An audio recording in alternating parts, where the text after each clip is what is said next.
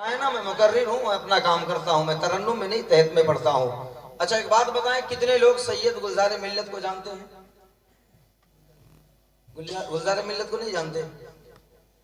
یہ آل رسول مہرروی کے خاندان کے چشم و چراغ حضرت گلزار ملت جو بہت دقاق عالم دین ہے اور اس وقت پوری دنیا میں بڑی تیزی سے انہیں لوگ سماعت کر رہے ہیں۔ یہ انہی کا لکھا ہوا کلام ہے جو میں پڑھ رہا ہوں۔ اگر یہاں سے آپ نے مجاز بنا لیا تو جب تک کہیں گے انشاءاللہ تب تک میری گفتگو ہوگی۔ آپ فرماتے ہیں چہرہ انور سے جب، چہرہ انور سے جب پردہ ہٹائیں مصطفیٰ، بات سمجھ میں آئی؟ تو اللہ نے زبان کاہے کو دیا؟ کھالی کھانے کے لیے؟ جس رب نے تمہیں اتنی طاقت دی، قوت دی، جسم دیا، اس رب کی باقی نہیں بیان کر پا رہے ہو، پھر ہوٹلوں پہ بیٹھ کے کہتے ہو مسلمان مارا جا رہا ہے نا؟ ہوٹلوں پہ بیٹھ کے کہتے ہو مسلمان مارا جا رہا ہے۔ جی سر، ابھی اگر کوئی ایک چائے پلا دے تو اس کی طرف بولنا شروع کر دیتے ہو، اور اللہ نے پورا وجود بخشا ہے اور ہم اس کی تعریف نہیں بیان کر پاتے، ہمیں شرم نہیں آتی؟ میں اپنے باپ کا ذکر کرنے نہیں آیا ہوں، جس رسول کے صدقے میں اللہ نے پوری کائنات کا وجود بخشا ہے اس رسول ہاشمی کا ذکر کرنے میں آیا ہوں۔ تو مجھے سماعت کرنے کے لیے کچھ بولنا پڑے گا آپ کو۔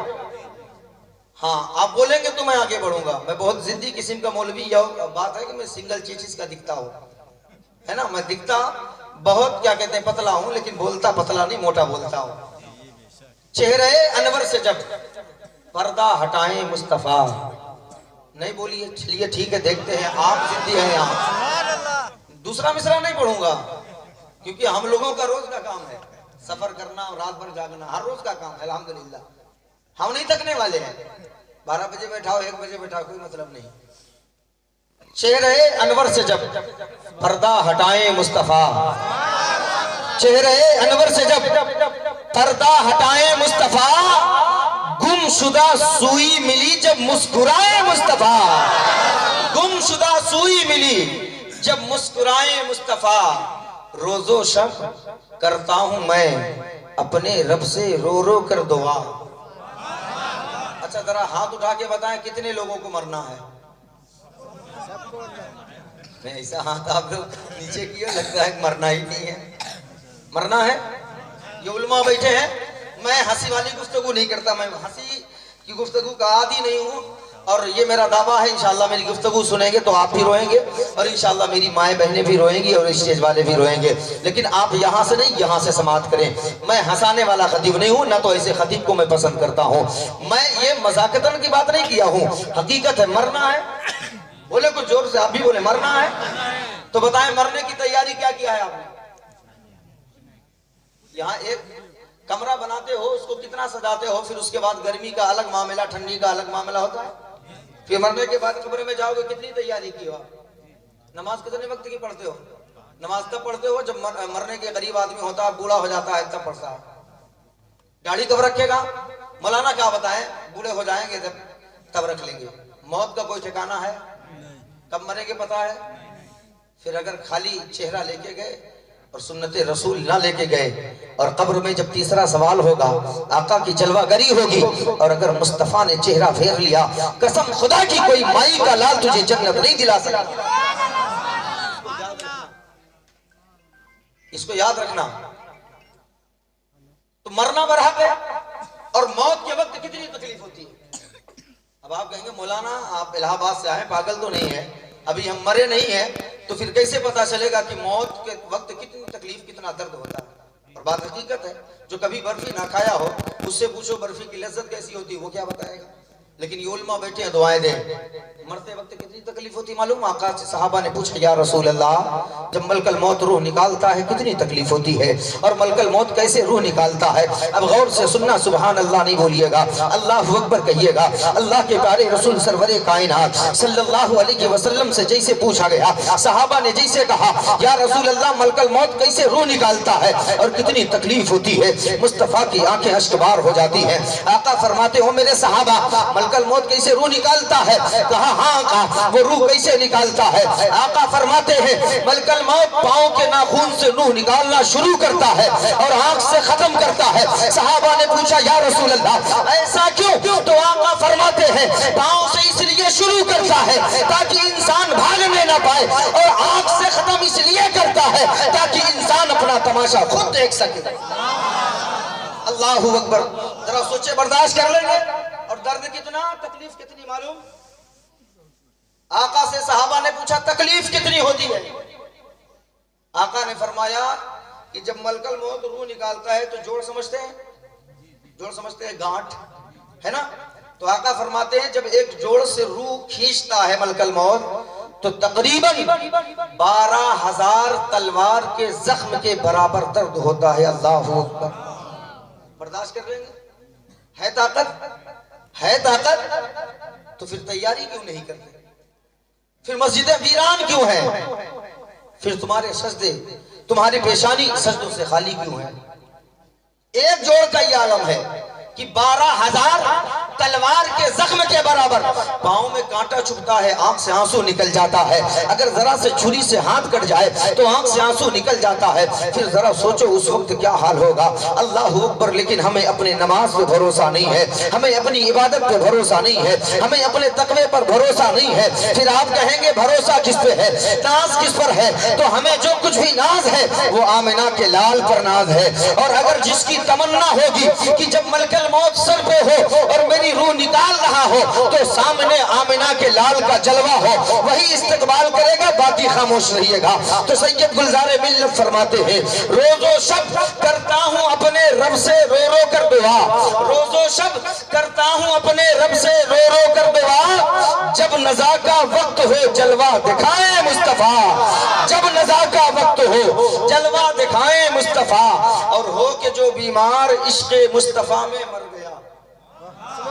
اس ماحول میں میں نہیں خطاب کروں گا، یہ پہلے بتا دے رہا ہوں، میں نے پہلے کہا میں ذکر رسول کو ضائع نہیں کرتا، اس کو یاد رکھ لیں آپ۔ عشق رسول، ذکر رسول کو یوں نہیں بیان کرتے ہم، جب سنا جاتا ہے تب بولا جاتا ہے، ہو کہ جو بیمار عشق مصطفیٰ میں مر گیا۔ میں آپ سے انعام نہیں مانگ رہا ہوں، میں سمجھ سکتا ہوں آپ بہت دیر سے مدرسے کے لیے تعاون کر رہے ہیں، ہے نا؟ اور ویسے بھی ہر کوئی مصطفیٰ کے ذکر پر یا اللہ اس کے رسول کے گھر میں نہیں خرچ کرتا، بس وہی خرچ کرتا ہے جس کی دولت اللہ اس کا رسول پسند کیا کرتا ہے۔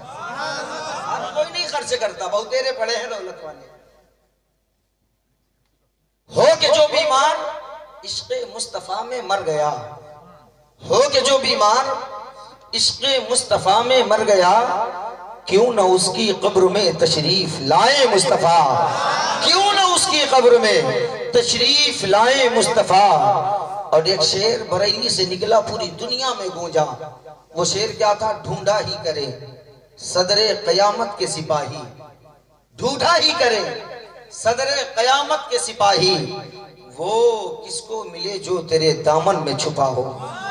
تو سید گلزار ملت فرماتے ہیں ڈھونڈ پائیں گے فرشتے کیسے مجرم کو بھلا، ڈھونڈ پائیں گے فرشتے کیسے مجرم کو بھلا، دامن رحمت میں جب اپنی چھپائیں مصطفیٰ، دامن رحمت میں جب اپنی چھپائیں مصطفیٰ۔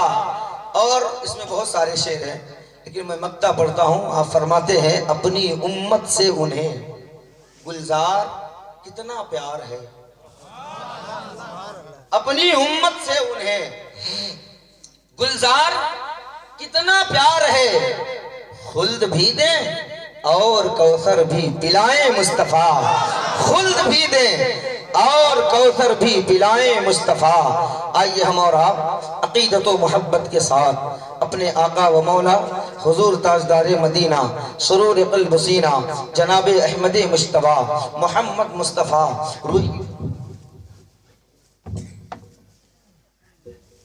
روحی فدا صلی اللہ علیہ وسلم کی مقدس بابرکت بارگاہ میں جھوم کر درود پاک کا تحفہ پیش کریں۔ پڑھیں بآواز بلند اللہم صلی علی۔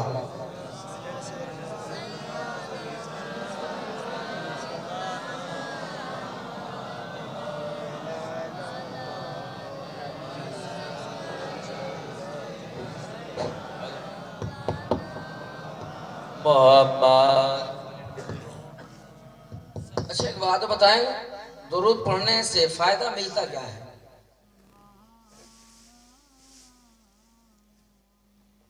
दुरूद पाक, बहुत से लोग कहते हैं कि तुम यहां से दुरूद पढ़ते हो, सलाम पढ़ते हो, मदीने वाले क्या सुनते हैं? क्या दलील है? नहीं मालूम। मदरसे में हम जाएंगे नहीं, न अपनी औलादों को भेजेंगे, है ना? तो मुहर्रम का महीना आएगा तो सीना ठोक के कहेंगे हम हुसैनी हैं। और अगर पूछ लिया जाए कि हुसैन की कितनी बहनें थी, तो पूरे मजमा में कोई बता लेगा? अफसोस है, सद अफसोस। मातम करें आप कि दूसरी कौम तुम्हारे इस्लाम के इतिहास पढ़ रही है और एक आप हैं कि आपको यहां तक नहीं मालूम कि मेरे मुस्तफ़ा के नवासे और नवासी कितने थे? जो हजरत फातिमा की औलाद, मैं और मौला अली की बीवी के बच्चों का जिक्र नहीं कर रहा हूं, सिर्फ फातिमा तो ज़हरा की बात कर रहा हूं। नहीं मालूम, बैठ के मुझे उस तरफ नहीं जाना है। मैं बताना ये चाहता हूं, ये उलमा बैठे हैं, दुरूद हम पढ़ते हैं, लेकिन कुछ लोग ऐसे हैं सरफिरे, वो कहते हैं सलाम पढ़ते हो, दुरूद पढ़ते हो, क्या मदीने तक पहुंचता है तुम्हारा दुरूद? मदीने तक सलाम पहुंचता है? तो आओ मैं बताऊं कि हाँ पहुंचता है। कैसे पहुंचता है? वो रब्बे काबा खुद फरमाता है, अन्नबिय्यु औला बिल मुमिनीना मिन अनफुसिहिम। नबी अपनी उम्मतियों के जान से ज्यादा करीब रहा करते। हमें जब नबी अपनी उम्मतियों के जान से ज्यादा करीब है, तो पढ़ने वाला चाहे बंगाल से पढ़े, चाहे बिहार से पढ़े, चाहे हिंदुस्तान से पढ़े, चाहे पाकिस्तान से पढ़े, कुरान मुकद्दस के हुक्म के एतबार से पढ़ने वाला चाहे जिस खित्ते से पढ़े, आका उसके दुरूद को समाअत कर लिया करते।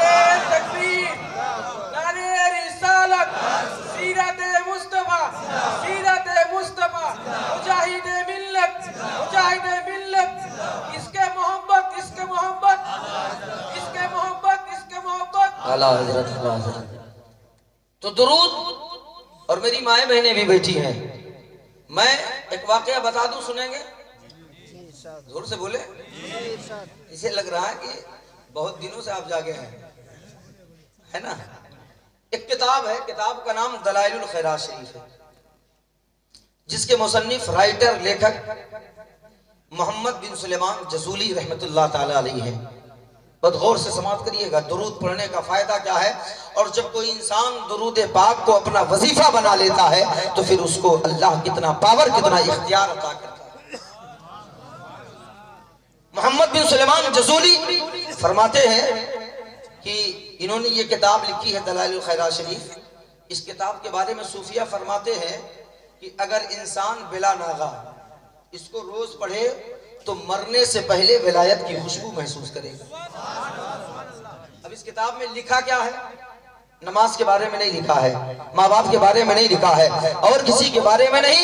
इस दलाइलुल खैरात शरीफ में या तो दुरूद पाक लिखा है या तो दुरूद पाक के फजाइल लिखे इसके बारे में। और मोहम्मद बिन सुलेमान जसूली रहमतुल्लाह ताला अलैहि ने ये किताब लिखी, और इसके बदले में अल्लाह ने वो इनाम अता किया है कि आज भी उनकी कब्र से कस्तूरी की खुशबू आया करती, आज भी। तो आप फरमाते हैं कि एक दिन मैं सफर पे था, नमाज का वक्त हुआ, तो मुसलमानों का इलाका था, मैं सोचा जाऊं और नमाज पढ़ लूं। आज का मामला है कि हर जगह पानी मुहैया है, हर जगह समरसेबुल है, नल है, लेकिन पहले के ज़माना कुछ और था, कुएं से डोल से पानी निकाला करते थे, फिर वजू करते थे। तो आप फरमाते हैं मैं मस्जिद में जब गया तो पानी का कोई इंतजाम नहीं था। मस्जिद के सामने एक कुआं, बड़ी तेजी के साथ मैं बयान कर रहा हूँ, सुने।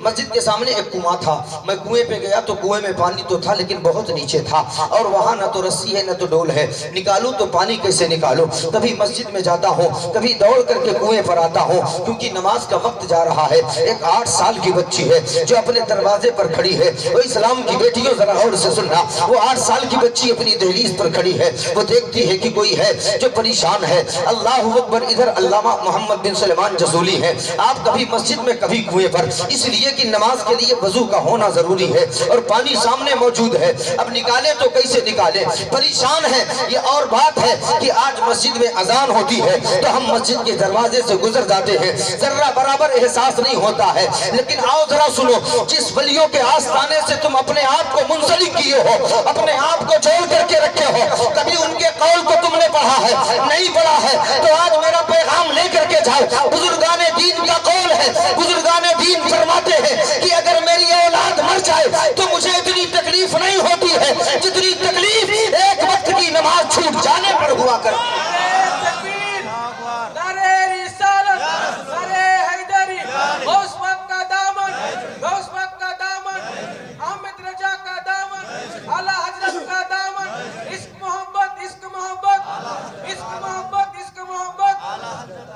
آج ٹھنڈ لگ جائے تو ہم نماز چھوڑ دیتے ہیں, لیکن جن بزرگان دین کی دامن کو آپ نے ہاتھ میں لیا ہے, آخر مسجد بغل میں کیوں بنی ہے, کبھی آپ نے اس کے غور کیا؟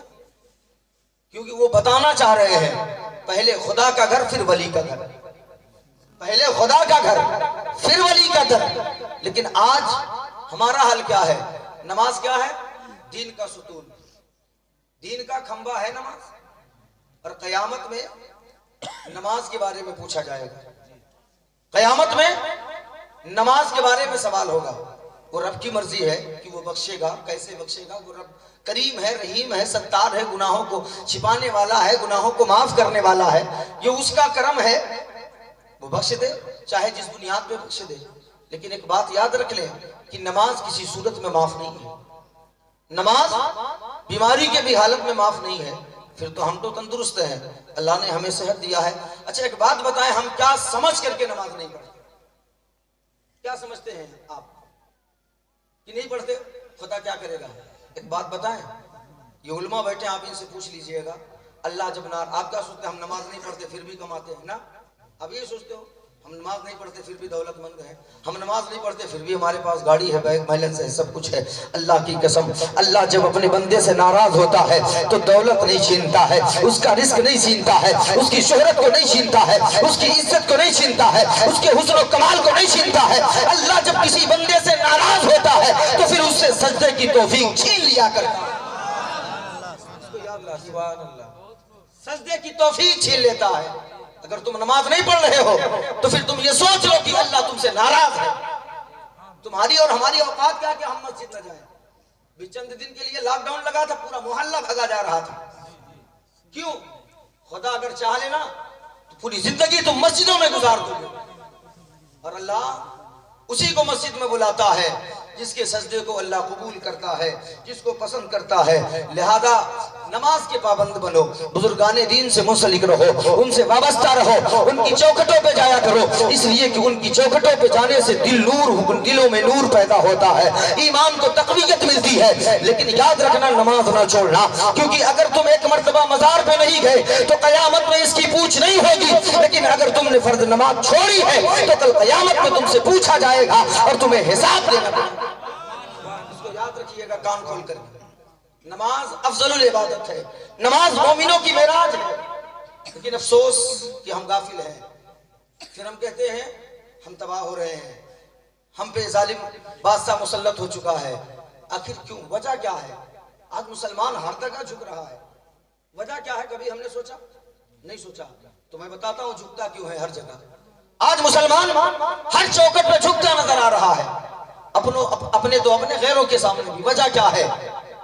وجہ کیا ہے؟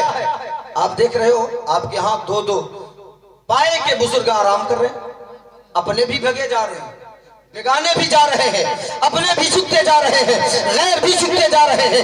آخر وجہ کیا ہے کہ آج ہمارے بزرگان دین کے آستانے پر اپنے بھی جھک رہے ہیں, غیر بھی جھک رہے ہیں, لیکن آج ہم غیروں کے سامنے جھکتے نظر آ رہے ہیں. صرف ایک وجہ ہے کہ بزرگان دین نے اپنے سر کو کبھی کسی اور کے سامنے نہیں جھکایا ہے. جب بھی اپنے سر کو جھکایا ہے اپنے پروردگار کے سامنے جھکایا ہے, اور اللہ نے وہ انعام کیا، او میرے بندے تو ہمیشہ اپنے سر کو میری بارگاہ میں جھکاتا رہا، اب جب تو زمین میں ہے تو اب قیامت تک تیری بارگاہ میں میرے بندے جھکتے نظر آئے۔ نعرہ تکبیر، نعرہ رسالت، سیرت مصطفیٰ، سیرت مصطفیٰ، مجاہد ملت، مجاہد ملت، مجاہد ملت۔ اگر تم چاہتے ہو، اگر تم چاہتے ہو کہ دنیا ہمارے قدموں میں جھکے، اللہ کی قسم تم اپنی پیشانی کو اپنے رب کے حضور جھکا دو، دنیا تمہاری قدموں میں جھکتی نظر آئے،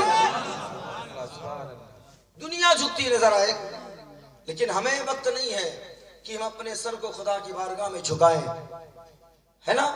تو میرے کیف انہیں نماز کی اتنی فکر تھی، وہ 8 سال کی بچی دوڑ کے آئی، اور الحمدللہ آج مجھے یہاں آنے میں جب میں پہنچا ہوں تو الحمدللہ بہت عزت کیا میرے بھائیوں نے، کمیٹی والوں نے بہت جگہ گھمایا ٹہلایا، لیکن جو مجھے سب سے بڑی خوشی حاصل ہوئی، میں یہ نہیں جانتا کہ ان بچوں کو تعلیم دینے والا شخص آدمی ہے یا عورت ہے، لیکن جس نے بھی تعلیم دیا ہے، بچے جب قرآن پڑھ رہے تھے میں سویا نہیں، ان بچوں کا قرآن پڑھ رہا تھا، ان کا تلفظ اور ان کا مخرج میں دیکھ رہا تھا۔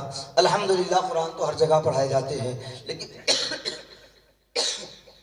جس مخرج کے ساتھ وہ بچے پڑھ رہے تھے چھوٹے چھوٹے، بہت اچھا لگ رہا تھا۔ اللہ تبارک و تعالیٰ ان بچوں کے علم میں، عمل میں اور ان کے جسم میں بے پناہ برکتیں عطا فرمائے۔ اللہ تبارک و تعالیٰ ان بچوں کو اور ان کے گھر والوں کو ہر آفات و بلیات سے محفوظ و مامون فرمائے، اور ان کے سینے میں اللہ تبارک و تعالیٰ علم کا بے پایا بے پناہ اللہ تبارک و تعالیٰ ان سبھی بچوں کے سینے میں علم حاصل کرنے کی توفیق و رفیق عطا فرمائے۔ مالک و مولا کی بارگاہ میں دعا ہے کہ رب کعبہ جن استاد نے یا استاذنی نے، میں نہیں جانتا، انہیں تعلیم دیا ہے، رب کعبہ اپنے پیارے محبوب کے نالین کے صدقے میں ان کے بھی صحت میں، تندرستی میں اور رزق میں بے پناہ برکتیں عطا فرمائے، اور تا دیر تک ان کا سایہ ان بچوں پر قائم و دائم فرمائے۔ تو یہ بچوں کی تربیت ہے، اسی پہ مجھے گفتگو کرنی ہے۔ علم کیا ہے؟ اگر میں چاہوں تو بہت موضوع نکال سکتا ہوں، جو آیت پڑھا ہوں، قل هل يستوي الذين يعلمون والذين لا يعلمون۔ اے محبوب آپ فرما دیجئے کہ جو پڑھے لکھے ہیں اور جو نہیں پڑھے لکھے کیا وہ برابر ہیں؟ اور نصیحت کی باتیں انما یرید اللہ لیذھب، اور وہ ادب کی بات وہ سیکھتے ہیں جو نصیبے والے ہوتے ہیں۔ میرے کیف تو علم والے اور غیر علم والے، جن کے پاس علم ہے اور جن کے پاس علم نہیں ہے، آقا فرماتے ہیں، آقا سے رب نے کہا محبوب آپ فرما دو کیا وہ برابر ہے جس کے پاس علم ہے اور جس کے پاس علم نہیں؟ بس اسی ٹاپک پر میں تھوڑی دیر بولوں گا، پھر اس کے بعد مرضی آپ کی ہے۔ تو وہ 8 سال کی بچی ہے، تربیت اگر اچھی ہو تو پھر گھر بھی اچھا ہوتا ہے، بچے اچھے ہوتے ہیں، اور اگر تربیت اچھی نہ ہو، انہیں دینی تعلیم نہ ملے، تو پھر وہی بچی بڑی ہونے کے بعد بہت کچھ بنتی ہے، کبھی شوہر بنے گی، پھر اس کے بعد ماں بنے گی، پھر اس کے بعد اس کا رول کیا ہوگا اللہ خیر کرے۔ لیکن جب وہی بیٹی شروع سے جب علم دین کو سیکھے گی تو مجھے پتا چلے گا کہ حضرت فاطمہ الزہرا بنت رسول اللہ صلی اللہ علیہ وسلم نے اپنا بچپنا کیسے گزارا ہے، حضرت فاطمہ نے اپنی جوانی کیسے گزارا ہے، حضرت فاطمہ الزہرا رضی اللہ تعالی عنہا نے جب ماں بنی ہے تو ماں بننے کے بعد اپنے بچوں کو تربیت کیسی دی ہے۔ ان بچیوں کو تب پتا چلے گا جب ہم اپنے بچیوں کو علم دین سے آراستہ کریں گے، جب ہماری بچیاں علم دین سیکھنے مدرسے میں قدم رکھیں گی، تب انہیں پتا چلے گا کہ شوہر کا مقام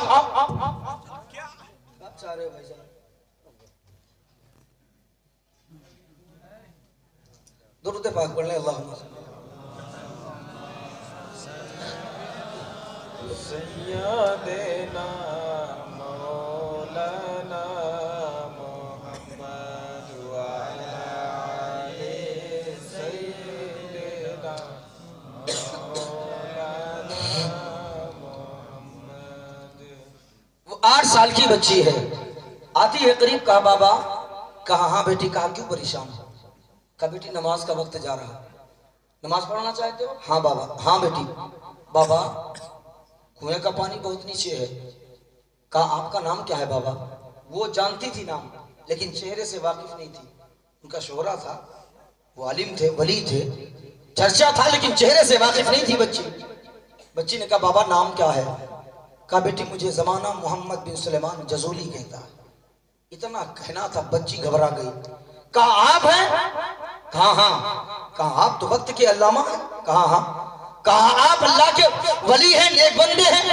کہا بیٹی کہنا کیا چاہتی ہو؟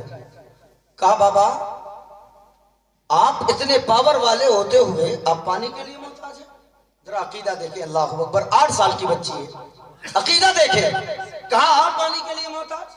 اشارہ کر دو یہ کنویں کا پانی اوپر آ جائے گا۔ اب اختیار اللہ کے ولیوں کے پاس اختیار ہے، اور کبھی کبھی پاور ہوتے ہوئے بھی استعمال نہیں کیا جاتا۔ ورنہ آپ پوچھے علماء سے، کیا میدان کربلا میں امام حسین معاذ اللہ محتاج تھے محتاج؟ نہیں تھے۔ ہمیں حسین روڑ جائیں تو جنت سے کھلونے آئے، جنت سے کھانا آئے، جنت سے کپڑا آئے، اگر چاہتے تو ٹھوکر مار دیتے تو پانی کا چشمہ ہوتا۔ لیکن اختیار ہونے کے باوجود صبر کے پیکر بن کر کے ڈٹے رہے۔ بیٹا جب چلنے کے قابل ہوتا ہے نا تو وہ چلتا ہے، گرتا ہے، باپ سامنے ہوتا ہے، اختیار ہے کہ اسے اٹھا سکتا ہے، لیکن نہیں اٹھاتا، کیونکہ باپ کو معلوم ہے جب گرے گا اٹھے گا، گرے گا اٹھے گا، پھر اسے چلنا ہے۔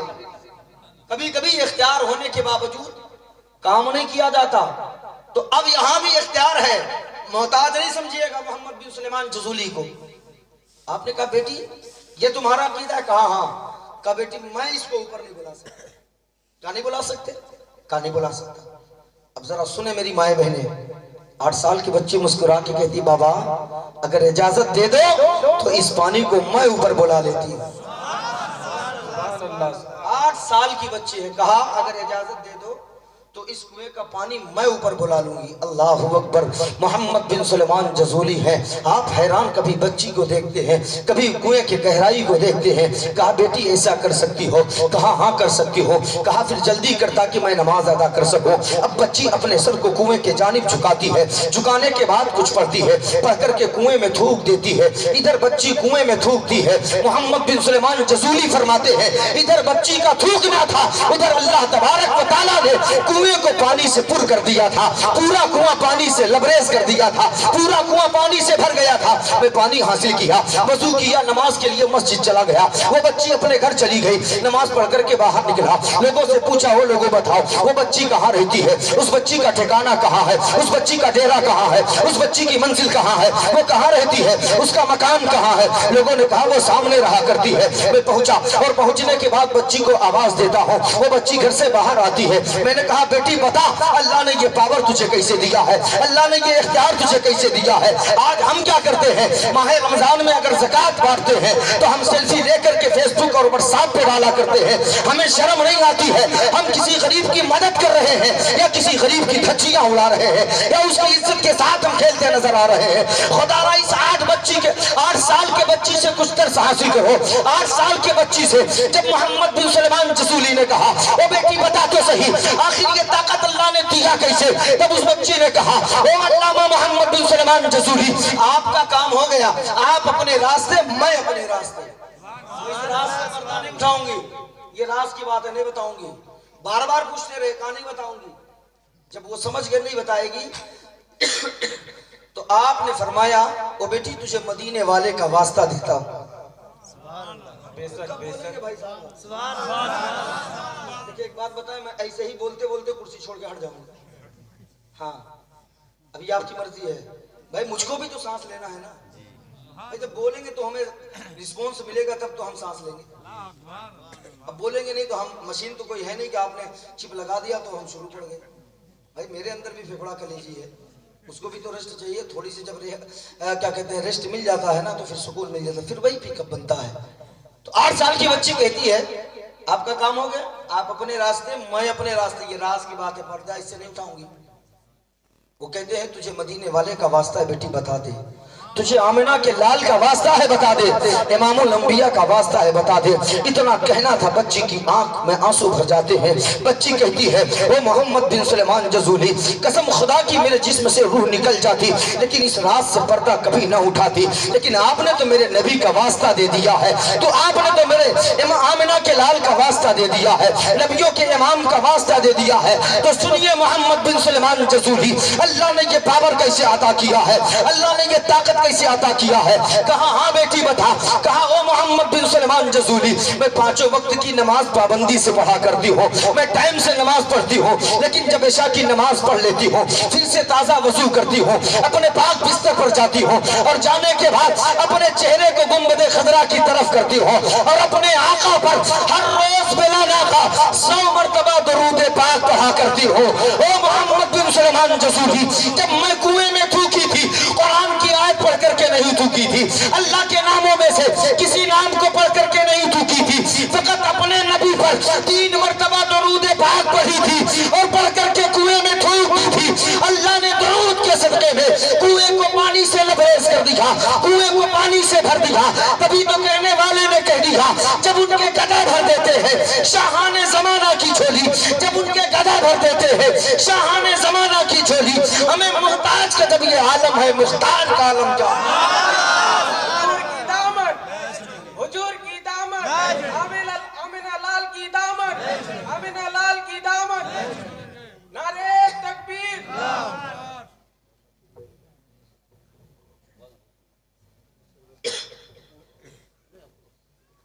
کیا حکم ہے آپ کا؟ سلام پڑھا جائے تو سمجھ میں آ گیا درود پاک کا مقام کیا ہے؟ تو جھوم کے پڑھیں اللہم صلی علی سیدنا مولانا محمد معدن الجود والکرم منبع العلم والحلم والحکم وبارک وسلم صلاة و سلاما علیک یا رسول اللہ صلی اللہ تعالی علیہ وآلہ وسلم۔ معزز سامعین کرام، اگر آپ علم کے اعتبار سے آپ اسی کو دیکھیں کہ جو علم والے ہیں اور جو غیر علم والے ہیں، کیا یہ دونوں برابر ہیں؟ نہیں ہے۔ یہ کس سے کہلوایا جا رہا ہے؟ یہ مصطفیٰ سے کہلوایا جا رہا ہے۔ وہ مصطفیٰ جو آئے ہیں زمانے میں تو گورے کالوں کو ایک کیا ہے، اونچ نیچ کو ایک کیا ہے، وہ مصطفیٰ جو امیر اور غریب کو ایک کر دیا ہے، لیکن آج رب کہلوا رہا ہے، اے محبوب آپ فرما دیجئے کیا پڑھے لکھے اور ان پڑھ برابر ہیں؟ اب ذرا غور کریں، یہ اور بات ہے کہ آج اگر مدرسے کے لیے مطالبہ کیا جائے تو ہم اپنے بگلے جھانکتے ہیں، آج اگر مسجد کے لیے سوال کیا جائے تو پھر ہم سوچتے ہیں کہیں میری کمائی میں کمی نہ آ جائے۔ لیکن ایک بات یاد رکھنا، وہ لوگوں ہر کوئی نہیں خرچ کرتا ہے۔ میں نے پہلے کہا اللہ اس کا رسول جس کی دولت پسند کرتا ہے وہی اس کی راہ میں لٹایا کرتے ہیں، ہر کوئی نہیں خرچ کرتے ہیں۔ وہ لوگوں علم کا مقام بہت اونچا ہے، اگر آپ کو اندازہ کرنا ہے تو آپ فیصلہ یہیں سے کر لیں۔ میں رہنے والا یو پی کا ہوں اور آپ نے مجھے دعوت دی ہے اور ایک اچھی رقم دے کر کے آپ رخصت کریں گے، آپ میری قدر نہیں کر رہے ہیں بلکہ آپ علم کی قدر کر رہے ہیں۔ آپ کی بچی اگر عالمہ ہوگی تو اور ایک بچی جاہل ہے، اب دونوں بچیوں کو آپ ذرا دیکھیں اس کے رہنے کا انداز کیا ہے اور جو ان پڑھ بچی ہے اس کے رہنے کا انداز کیا ہے۔ وہ لوگوں آج ہم کیا کرتے ہیں، ہم انگلش کو فوقیت دیتے ہیں، ہم یہ سمجھتے ہیں کہ میرا بچہ انگلش پڑھ لے گا تو کامیابی مل جائے گی، میرا بچہ ڈاکٹر بن جائے گا تو کامیابی مل جائے گی، میرا بچہ انجینئر بن جائے گا تو کامیابی مل جائے گی۔ میں نہیں کہتا کہ ڈاکٹر نہ بناؤ، میں نہیں کہتا کہ انجینئر نہ بناؤ، میں نہیں کہتا کہ تم اپنے بیٹوں کو وکیل نہ بناؤ، اچھے سے اچھا وکیل بناؤ، اچھے سے اچھا اپنے بیٹے کو سرجن بناؤ، اچھے سے اچھا اپنے بچے کو انجینئر بناؤ، لیکن اس سے پہلے کہ اپنے بچے کو اتنی تعلیم دے دو تاکہ تمہارا بیٹا حلال کو حلال سمجھ سکے اور حرام کو حرام سمجھ سکے، پہلے اتنی تعلیم دے دو اپنے بچے کو۔ اور بیٹیوں کو زیادہ ضروری نہیں کہ انگلش پڑھایا جائے بیٹیوں کے بارے میں، یا تو پھر اگر آپ کا مقصد یہ ہے کہ اسے نوکری کرانا، غیر محرم مرد کے ساتھ گھمانا ٹہلوانا ہے تو پھر ایم اے بھی یہ کراؤ۔ عورتیں کیا ہے، یہ گھر میں رہنے کی چیز ہے نا، شادی کے بعد آپ بہو لے کے آتے ہیں یا بیوی لے کے آتے ہیں تو پھر اس کو گھمانے ٹہلانے نہیں بھیجتے نا، جہاں تک ہوتا ہے آپ پردہ میں رکھتے ہو، پھر کیا ضرورت ہے؟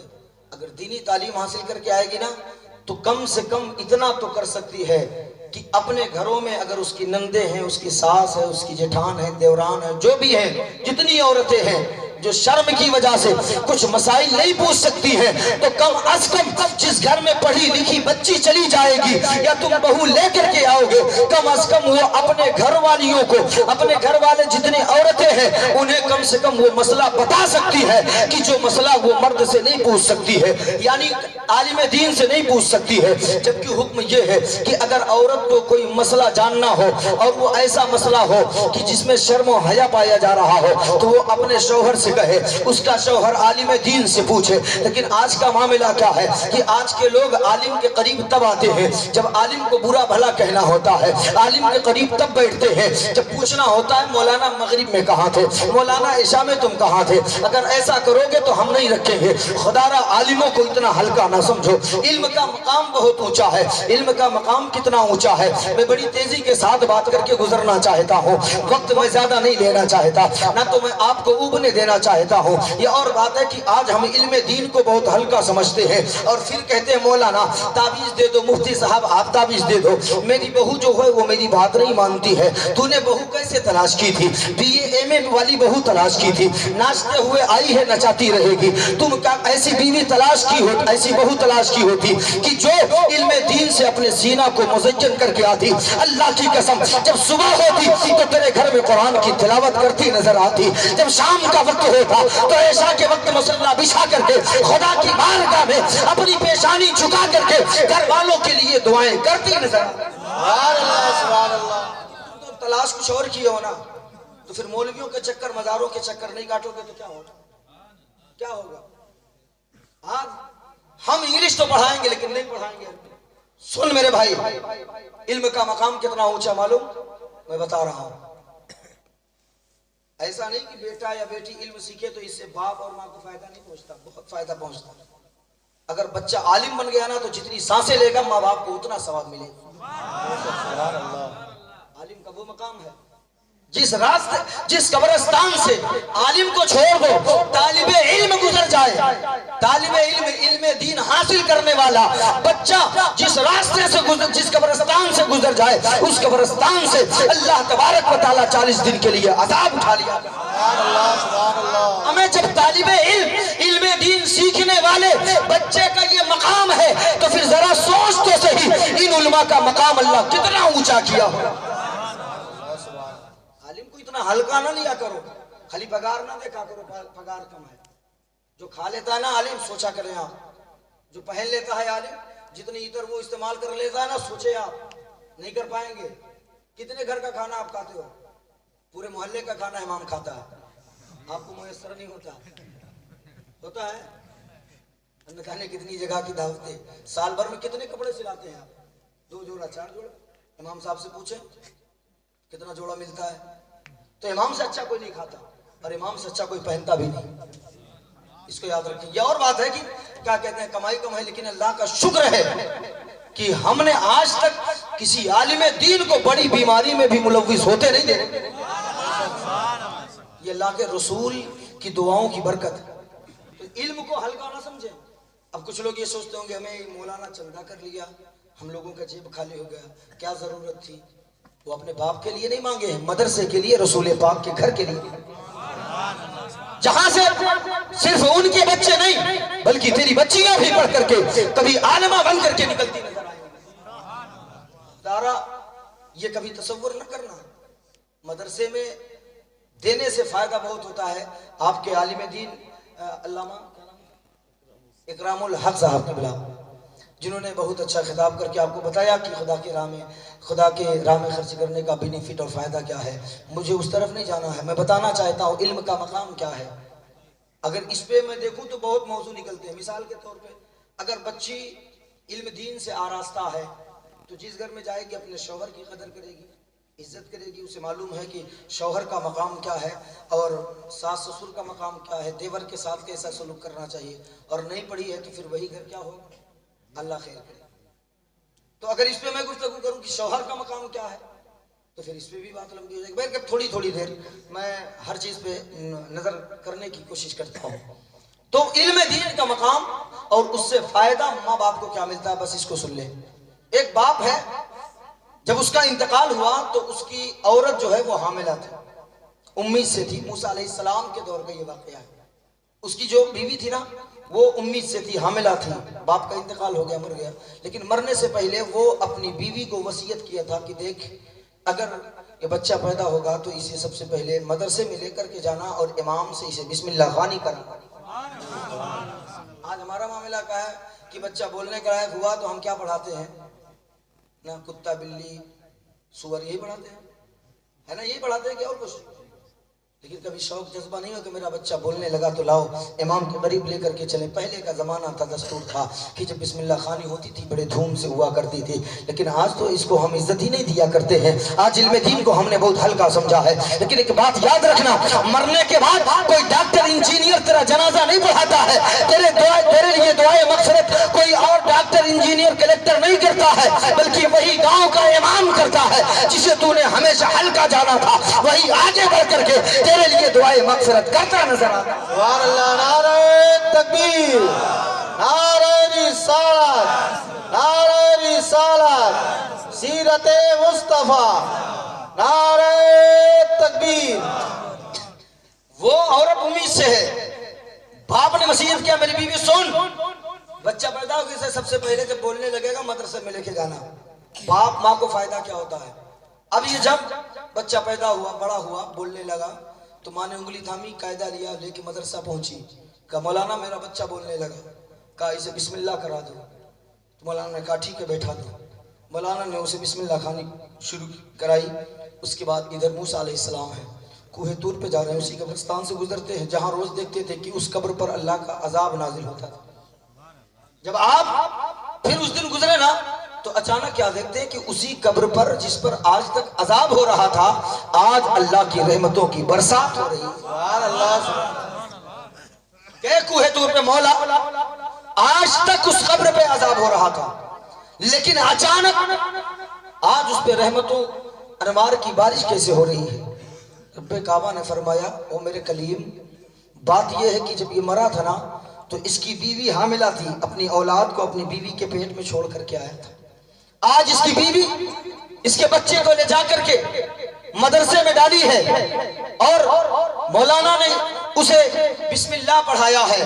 جب اس کے چھوٹے سے بیٹے نے اپنی توتلی زبان سے کہا بسم اللہ الرحمن الرحیم تو پھر میری رحمت نے گوارا نہ کیا کہ اس کا بیٹا زمین پر رکھ کر کے مجھے رحمان و رحیم کہے اور میں اس کے باپ کو زمین میں عذاب میں ملوث کروں، عذاب میں مبتلا کروں۔ اس لیے اس کے بیٹے نے زمین پر بسم اللہ الرحمن الرحیم پڑھا ہے، مجھے رحمان و رحیم کہا ہے، اس کے کہنے کے بدلے میں نے اس کی باپ کی مغفرت فرما دی ہے۔ سبحان اللہ، سبحان اللہ۔ اچھا اور کوئی جانا چاہتا ہے؟ اور کوئی جانا چاہتا ہے چلا جا سکتا ہے، مجھے گریز نہیں ہے، لیکن تقریر کے درمیان نہیں اٹھے گا ورنہ میں ڈانٹ کے بیٹھا دوں گا۔ جس کو بھی جانا میں اجازت دیتا ہوں وہ جا سکتا ہے، کیونکہ 10 لوگ رہیں گے تب بھی اسی رنگ میں بولوں گا، آپ گھبرائیں نا۔ اور 10,000 کا مجمع ہوتا ہے اسی رنگ میں بولتا ہوں، میں مجمع دیکھ کر کے نہیں خطاب کرتا، کوئی سنے نہ سنے، جس کا ذکر کر رہا ہوں وہ سن رہا ہے۔ مجھے اس کی ذرہ برابر میں اس چیز کا احساس کم طریقے سے نہیں ہوتا۔ تو علم دین بہت ضروری ہے، علم دین سے انسان کی عزت اور وقار میں اضافہ ہوتا ہے۔ علم وہ ہے کہ علم سے انسان ہے، علم جو نہ سیکھے وہ حیوان ہے۔ علم انسان کو انسان بناتا ہے، لیکن آج ہم وہی علم دین سے اپنے آپ کو دور کر کے رکھے ہیں۔ خدا را بڑی خوشی کی بات یہ ہے کہ آپ کے گاؤں میں اتنا بڑا مدرسہ اور بچیوں کا مدرسہ ہے، آپ کو کہیں بھیجنے اور کہیں جانے کی ضرورت نہیں، تو کم از کم اپنے بچیوں کو اس مدرسے میں بھیج کر کے دینی تعلیم حاصل کرائیں، اس لیے کہ جب بچیاں دینی تعلیم سے آراستہ ہوتی ہیں، قسم خدا کی جس گھر میں جاتی ہیں وہ گھر جنت بن جاتا ہے، لیکن اگر دین سے وہ آراستہ نہیں ہوتی ہیں پھر انہیں تو پتہ نہیں کہ شوہر کا مقام ہوتا کیا ہے، انہیں پتہ نہیں کہ سسر اور ساس کے ساتھ کیسا سلوک کرنا چاہیے، پھر جاتی ہے پتہ چلتا ہے 4 مہینہ ہوتا ہے، پھر وہ آتی ہے پھر کہتی ہے میں اس گھر میں نہیں جانے والی۔ معاملہ کیا ہے؟ معاملہ یہ ہے کہ اس نے اپنے شوہر کا مقام نہیں سمجھا ہے۔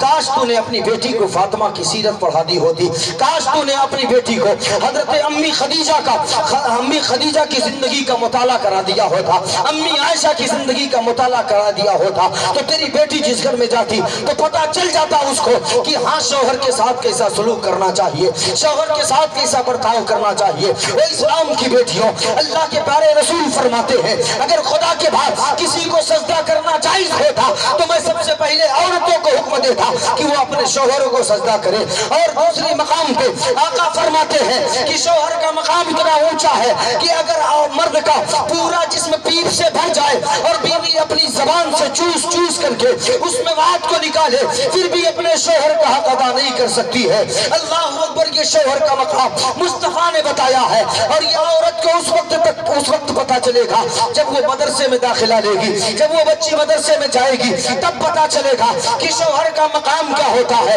لیکن وہ لوگوں سنو, تم یہ نہ سمجھنا کہ شوہر کا اتنا مقام ہے. جہاں مصطفیٰ جان رحمت علیہ الصلوۃ والسلام نے شوہروں کا مقام بتایا ہے, وہی بیویوں سے پیار کرنے کا سلیقہ بھی بتایا ہے, وہی بیویوں سے محبت کرنے کا ہمیں اور آپ کو ہنر بھی عطا کیا ہے. امی عائشہ فرماتی ہے کہ تیرے میرے آقا جب دسترخوان پہ بیٹھتے میرے سرتاج, تو پھر بیٹھنے کے بعد جب کھانا کھانے لگتے میں بھی کھانا کھاتی, اور جب ہڈی چوس کر کے میں دسترخوان پہ رکھتی تھی تو آقا فرماتے عائشہ تجھے ہڈی چوسنا بھی نہیں آتا, میرا جوتا خود مصطفیٰ اٹھا لیا کرتے تھے اور اس ہڈی کو چوسا کرتے تھے. امی عائشہ فرماتی ہے پانی پینے کے لیے جب میں گلاس میں پانی ڈالتی اور جب میں گلاس اٹھاتی, امی عائشہ فرماتی ہے میرے سرتاج میرے آقا کہتے